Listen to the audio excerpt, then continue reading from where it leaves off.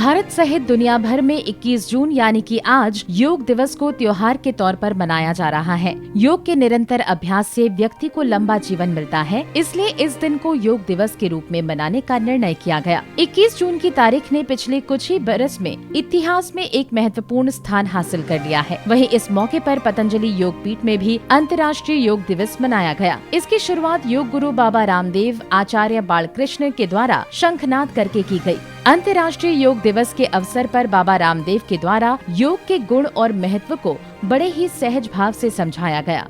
उन्होंने कहा कि योग हमारे सनातन धर्म में आदि अनादि काल से चला आ रहा है। योग करने से शरीर में पनप रहे तमाम रोगों से मुक्ति पाई जा सकती है। उन्होंने कहा कि योग और आयुर्वेद का हमारे जीवन में बहुत बड़ा महत्व है। इस अवसर पर योग के साथ साथ यौगिक स्केटिंग, यौगिक जिम्नास्टिक, मलखम्भ, मल युद्ध के साथ यौगिक मुद्राओं और दिव्य झांकियों से अंतर्राष्ट्रीय योग दिवस को मनाया गया। योग दिवस पर जिसको समर्पित किया है योगा फॉर वेलनेस के लिए, इस पर हम देश और दुनिया को एक सौगात ये दे रहे हैं कि हम योग, आयुर्वेद और नेचुरोपैथी पर आधारित ऐसी प्रक्रिया जिससे हम अपने जड़ों से जुड़ते हुए और जड़ों तक जाते हुए रोगों को जड़मूल से मिटा सकें, चाहे वो लाइफस्टाइल डिजीज़ हो, चाहे वो जेनेटिक या इनक्योरेबल कितने ही जटिल समस्याएं हो, रोग हो, उनसे मुक्ति दिलाने के लिए पहले चरण में भारत में 1000, फिर 10,000, फिर पूरी दुनिया के 200 देशों में कम से कम 1 लाख से ज़्यादा पतंजलि वेलनेस के सेंटर खोलेंगे। इस बार योगा फॉर वेलनेस के साथ ही पतंजलि की सौगात होगी पूरी दुनिया को। दूसरी बात, एक दिन की प्रैक्टिस न रह जाए योग। इंटरनेशनल योगा डे पर कुछ लोग घर से बाहर निकलते हैं और फोटो शो करा करके चले जाते हैं। योग हमारी दिनचर्या का हिस्सा बनेगा। चाहे सूर्य नमस्कार करें, चाहे आसन करें, प्राणायाम करें, ध्यान करें, शुरुआत करें।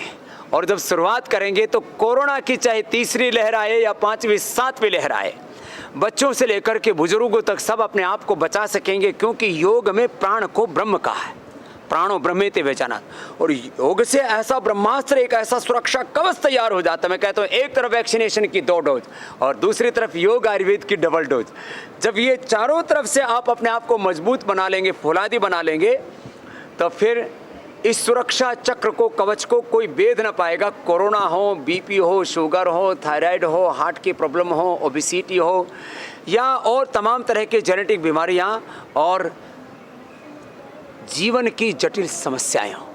इसलिए मैं अंत में एक बात और कहता हुआ कि योग कोई मजहबी प्रक्रिया नहीं है। योग हमारे पूर्वजों की एक साझी विरासत है। इस योग को, आयुर्वेद को और अपनी सनातन ज्ञान परंपरा को हम गौरव से आत्मसात करें। और योग में कोई विवाद नहीं, राजनीतिक तौर पर कोई पक्ष विपक्ष ना रखते हुए निष्पक्ष होकर के योग के महत्व को माने। आज पूरी दुनिया योग कर रही है, तो आखिर इसमें किसी भी तरह का कोई अवरोध हम क्यों लेकर के आएँ। और योग की एक अच्छी आदत अपने जीवन में बन जाएगी तो बाकी सब बुरी आदतें, खाने पीने की, जीने की जो गलत लाइफस्टाइल है हमारी, उससे भी हम। बता दें कि आज 7वां अंतर्राष्ट्रीय योग दिवस मनाया जा रहा है। योग दिवस की शुरुआत 2015 में पीएम नरेंद्र मोदी की ओर से की गई थी। वहीं आज जब पूरा विश्व कोरोना महामारी का मुकाबला कर रहा है, तो योग उम्मीद की एक किरण भी बना हुआ है। हरिद्वार से सतीश गुजरात की रिपोर्ट।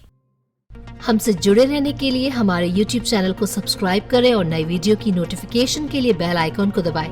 अगर आप ये वीडियो Facebook पर देख रहे हैं तो लाइक जरूर करें और ज्यादा से ज्यादा शेयर करें। धन्यवाद।